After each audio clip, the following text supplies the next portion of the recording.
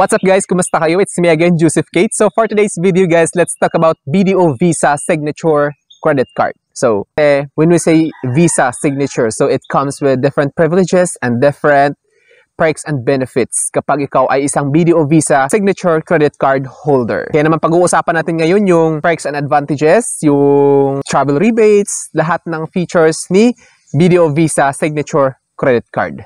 Pero bago yun, nais muna kitang imbitahan na mag-subscribe sa YouTube channel ko kung bago ka pa lang kasi marami akong i-share ng mga tutorials, knowledge, and experience of mine in the future. Kaya naman huwag niyong kalimutan mag-subscribe para updated kayo lagi sa mga vlogs na i-upload ko. Yun lang po at sobrang maraming salamat po. Pero guys, ito unahin ko na ha. Lilinawin ko. Hindi ko ma-disclose kung magkano yung annual fee niya. It's because I've been trying to call BDO Contact Center. Nagda-drop yung call. I'm sorry for that. Nauubos yung load ko. Kasi sabi ko, before ko sana ito i-vlog, gusto ko sana malaman muna kung magkano yung annual fee. Kasi yun lang yung hindi ko alam. Kasi hinahanap ko sa website, hindi nakalagay kung magkano. So, kailangan kong itawag sa BDO Contact Center. But the problem is, dinadrop yung call. Hindi ko alam bakit nadadrop yung call. Promise. Sorry naman. At hindi naman ako pwedeng gumawa ng kwento kung magkano yung annual fee nito. Baka kasi balikan nyo ako at awayin nyo ako. So, it's a fake details. Gumawala ako ng sarili kong speculations about this credit card regarding its annual fee. Kaya naman guys, if ever, malaman ko kapag nakabalik ako ng Manila kasi nasa province ako ngayon, via mobile phone ko lang siya tinatawagan. Gumagamit ako ng regular load. Promise, nagsasayang ako ng load at saka nagda-drop yung call. Hindi ko alam. Ilalagay ko na lang guys sa description yung updated na details kung magkano yung annual fee kapag na-confirm ko na siya sa bank mismo or natawag ko na sa customer service. Kasi mahirap na kung gagawa ko ng kwento baka kasi awayin nyo ako. Magkamali lang ako ng kunti, ang dami yung sinasabi, ang sasama ng ugali nyo. Yun lang. Subscribe nyo ako. Charot. So ito guys, uunahin ko na yung application requirements. Check your qualifications. Nakalagay, 21 to 60 years old for principal and at least 13 years old for supplementary credit card holder. So ano ibig sabihin nito guys? Kung ikaw ay gusto mo na principal, yung mapasa inyo, hindi principal sa school, it's a principal credit card. Yung mother credit card kumbaga. So dapat ikaw ay 21 to 60 years old. Nakalagay dito for principal. Then, at least 13 years old naman for supplementary card holders. So, kung gusto mo na mag-request ng supplementary credit card, so dapat yung tao na siyang magmamay-ari ng supplementary credit card na i-request nyo, dapat 13 years old siya. Pataas, of course. Then, next is applicant must be Filipino citizens or a foreigner who is a resident of the Philippines. So, kailangan Filipino citizens ka, of course. Tapos, kung ikaw naman ay foreigner, so dapat residente ka ng Pilipinas. So, you have the residency, of course. Hindi naman pwede yung, ano ka dito, di ba? Then, next natin is minimum gross fixed monthly income requirement. So, 165,000 pesos siya, guys. Kaya naman, dapat nyo i-consider to minimum gross fixed monthly income requirements. So, 165,000 yung required monthly gross income. So, ano ibig sabihin ng gross? So, hindi pa na-deduct dyan yung kung magkano yung bills ninyo, yung renta, Meralco, tubig, utility, internet connection nyo, ganun. Dapat, kumikita lang kayo ng 165,000 without any deductions pa yun. Ganun lang naman. 3 lang yung requirements niya. Pero I think, ang hirap. To pa rin. Yun lang. Then, dapo tayo ngayon sa perks and benefits ni BDO Visa Signature Credit Card. Ito nakalagay, free membership for life. So, valid for the principal card holder for a spend of 1 million pesos per year. Receive a lifetime annual fee waiver for 6 supplementary accounts. So, ito guys, kailangan nyo mag-spend ng 1 million within a year to waive its annual fee. So, ito guys, nakikita nyo, your signature journey begins here. So, ayan, nakikita nyo yung kind of credit card. Ang sosyal, ang ganda. Lakas makamayaman, promise. Sarap nito irampa sa Okada, sa mga high-end place, knowing na naka-BDO Visa Signature ka. Oh, di ba? BDO yan, B. Tapos, yan. It comes with higher limit, of course. Kapag nag-dine kayo sa mga fine dining restaurant, syempre, medyo may sino ka dyan, naka-BDO Visa Signature ka. Kaya naman, nakalagay nga dito, di ba, Visa Signature, redefine the way you experience the world with BDO Visa Signature. So, nasa fine dining, naka-BDO Visa Signature ka, social.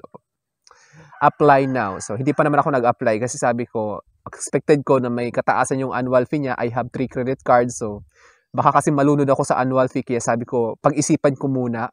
Pag-isipan, parang sure maa-approve ka kapag nag-apply.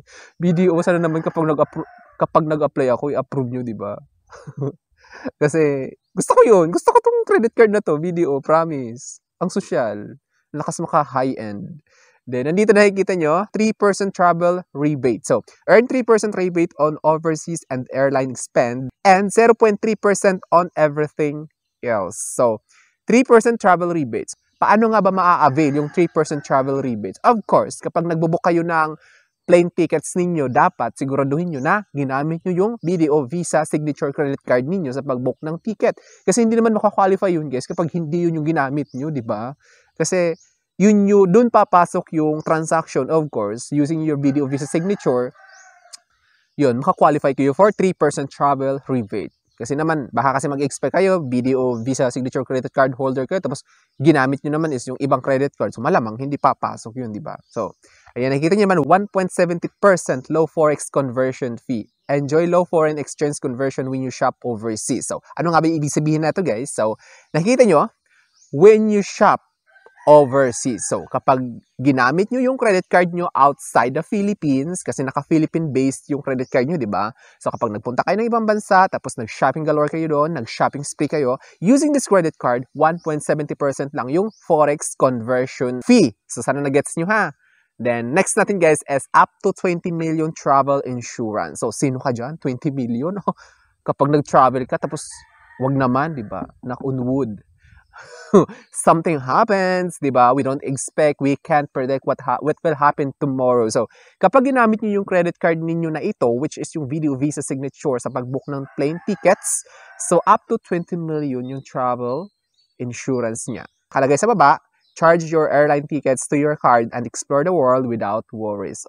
Kasi nga, di ba kapag natsugi ka, may 20 million yung covered na insurance. So, nakalagay dito, next natin is complimentary airport lounge. Wow, social. Get access to over 1,600 VIP VIP airport lounges worldwide via Priority Pass. Nakalagay dito, enjoy 2 complimentary visits per calendar year. So, wag na kayo mag-expect 2 complimentary visits per calendar year. Anong ibig sabihin yan? Every year lang siya free, hindi siya daily ha. Hindi siya unlimited. Oo. 1,600 airport lounges worldwide via Priority Pass. Priority Pass, enjoy 2 complimentary visit per calendar year. So, 2 times lang kayo pwede makapag-avail within a year. So, baka kasi magwala kayo ha.